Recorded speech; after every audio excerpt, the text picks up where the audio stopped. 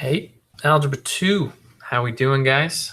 We are moving into section 3 today of chapter 13. So let's make sure we are all on the correct page 943 in your textbooks. Because like I've said many times, we're going to be referencing the textbook consistently, back and forth, back and forth. And of course, that's where all your example problems come from. So the title of this one is The Unit Circle. And there's going to be quite a bit of copying down as far as notes go. So make sure that you have that paper out ready to roll. Something from this section that is going to be vital to you doing well on the test is the actual unit circle. And so you can copy that down. But I'm also going to be showing you 2 unit circles through these notes that are even more detailed. So that might be something that you want to pause and copy those down. That way you can have that on your 1 page of notes come test time. Okay, so if we take a look at the notes here, you can see we have 2 key terms that you're going to need to copy down. Nothing big there, but there's 3 charts. Okay, one of those charts you're going to see on page 943, and that is the converting angle measurements chart. And you'll see that's labeled right there. And then you also have that unit circle, or my unit circles that I will be showing you here pretty soon. And then you have the quadrant chart, which is at the top of page 945, right at the very top there. It's not really labeled very well, but that might be something else you want to copy down, as well as everything else that's on this page. Okay, I'm going to go ahead and show you the unit circles that I'm talking about. So that way, if you want to pause it when you see those and copy those down, you could do so. Okay, so the first one here, this is a very, very detailed unit circle that is in radians mode. Okay, so this is all of the radians on an entire unit circle. Okay, so you could pause this if you want and then copy this down. Now I'm going to show you the degrees, and that just popped up right now. So what you are looking at now is degrees. Okay, degrees are what you're much more used to. Someone says 90 degrees, 180 degrees, 360 degrees. That's very common. But in this chapter, we are doing conversions between degrees and radians. Radians, of course, using fractions and pi. All right, so if you have this one right here, you could pause it, copy that down. It's something you probably already know, but it just gives you every little intricate number there. Let's say we are going to focus on something like 80. Okay, 80 degrees, and you can see that right there. Okay, so 80 degrees, and if we wanted to convert that into radians, and you did take the time to copy down my unit circle there, then let's go back to radians and see what place 80 would be right here. So you now know that the radian conversion for 80 degrees is 4 pi divided by 9. Okay, and this unit circle that you're looking at gives you like everything that you would need.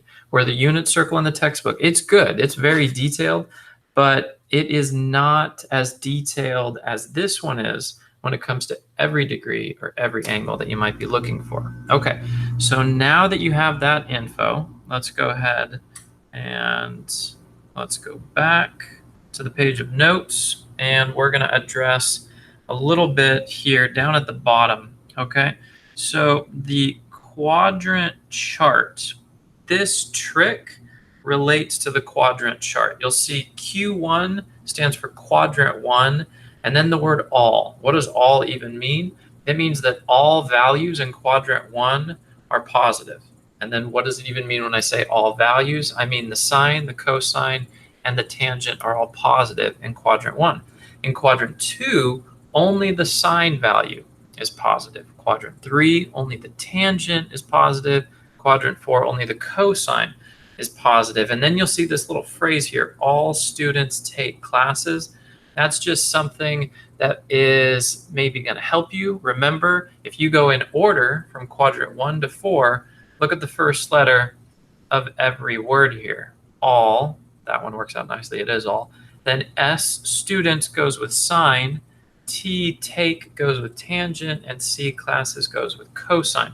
So that will tell you from quadrant 1 through 4 which values are positive. And if you know which values are positive, you know all the others are negative. That's what's helpful about that. Okay, and then one little thing is this guy right here. There's another little added note just to memorize. 180 is pi. So when you're doing quick conversions here, maybe in section 4, which we haven't gotten to yet, of course, it will be very helpful to have this memorized. 180 degrees is pi. 360 degrees is 2 pi. And then every time you add another 180, you're adding another pi. And then if you want to double the 360, it's like you now have 4 pi because you did 2 pi plus 2 pi. All right, so there we go. That's plenty of information. Let's do some example problems, and let's use these unit circles. Okay, all right, so let's move on here. Okay, number 1, we are doing a conversion.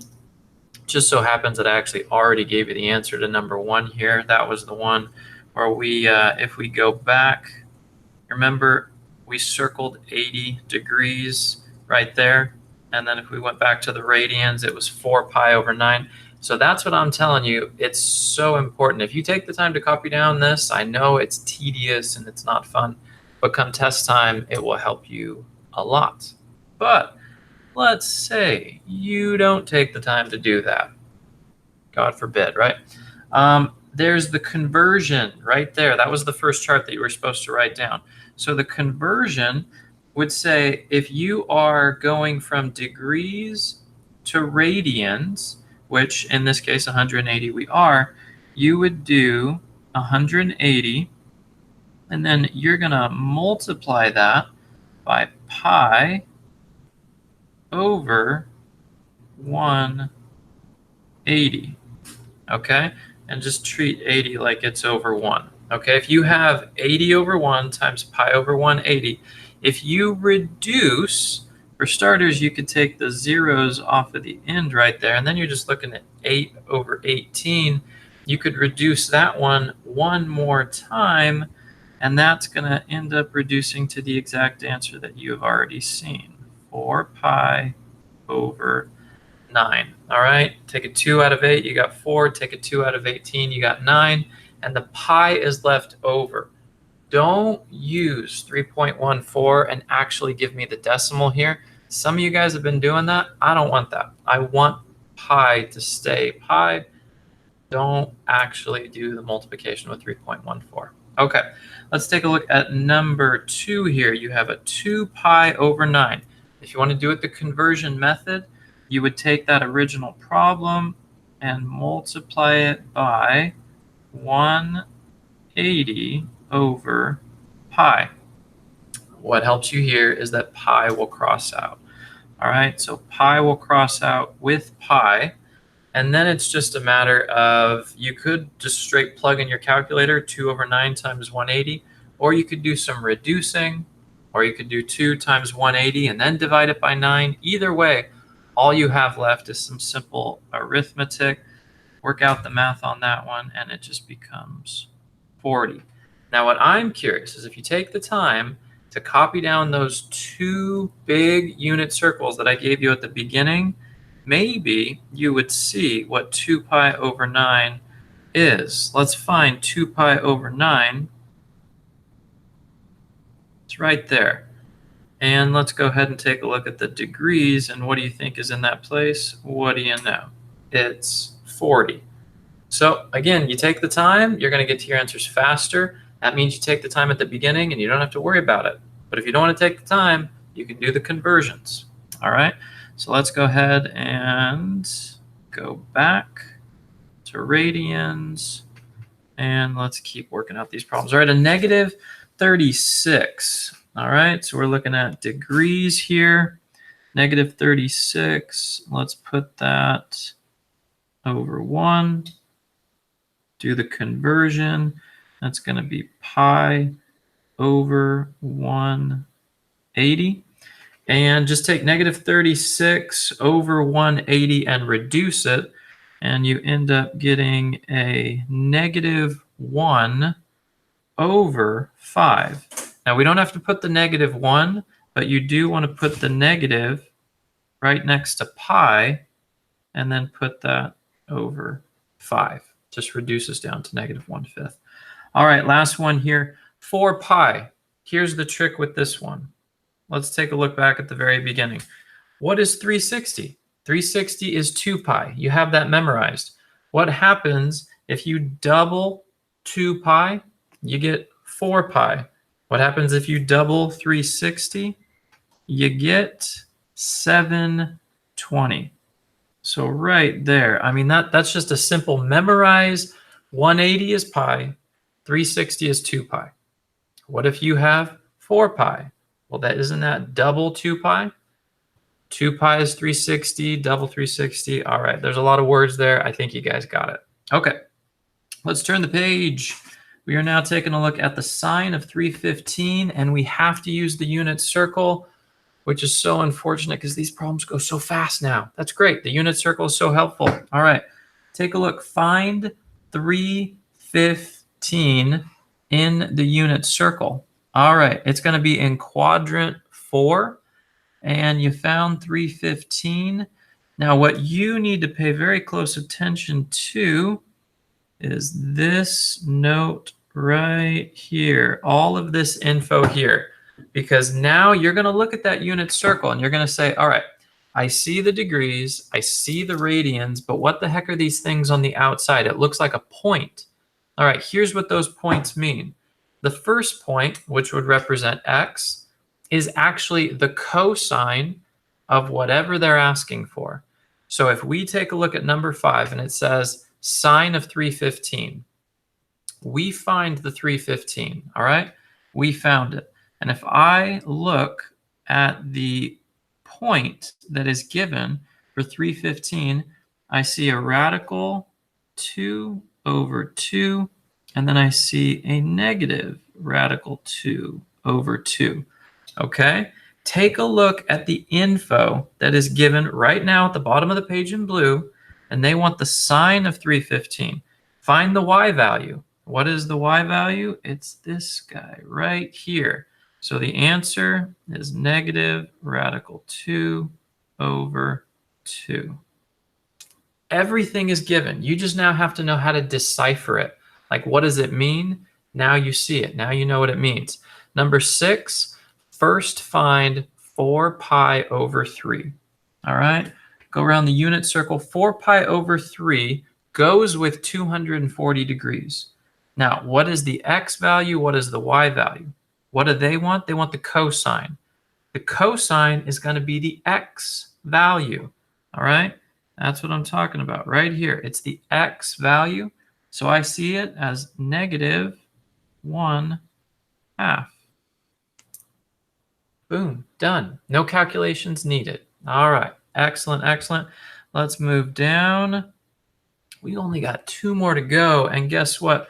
We're still going to use the unit circle. So keep that page open, unit circle. Let's take a look.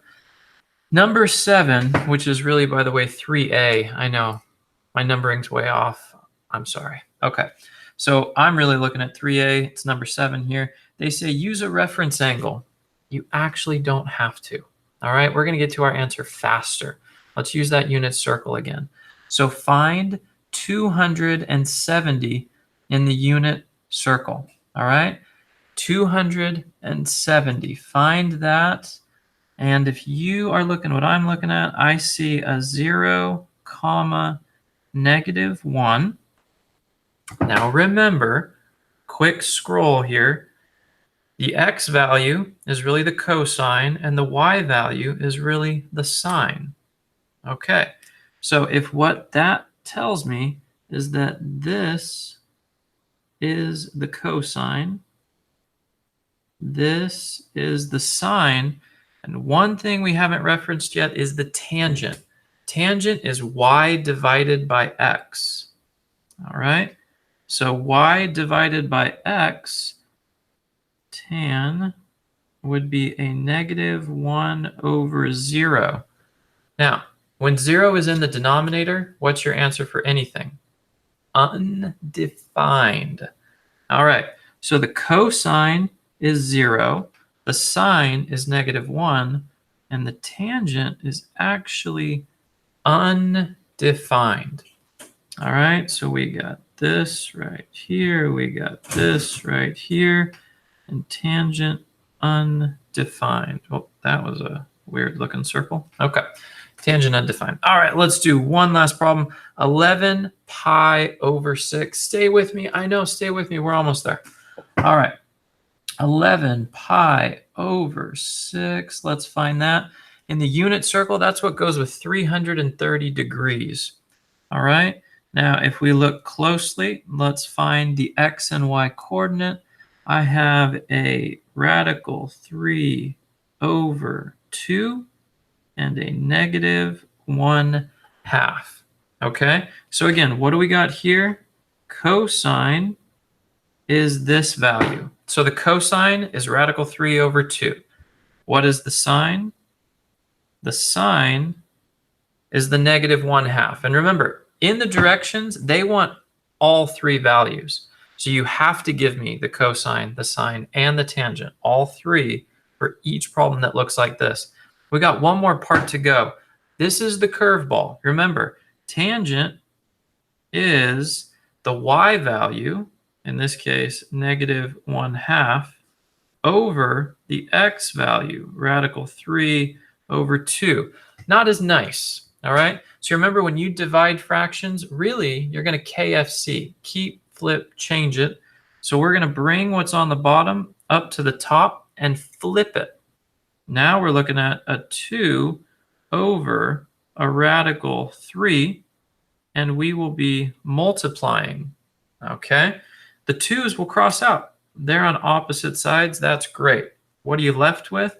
You're left with a -1 over a radical 3. Now, some of you guys really pay close attention here because on a previous homework assignment, you messed this up. Never leave a radical in the denominator. You must multiply that radical by the top and bottom to eliminate it and then simplify what's left over. So multiply top and bottom by radical 3. Radical 3 times radical 3 is 3. And radical 3 times -1 is simply a negative radical 3. So my tangent, hello, all right, is actually this right here. Okay, so the tangent is, I'm going to erase this little part. Can I? There we go. All right, the tangent is negative radical 3 over 3. The cosine is radical 3 over 2.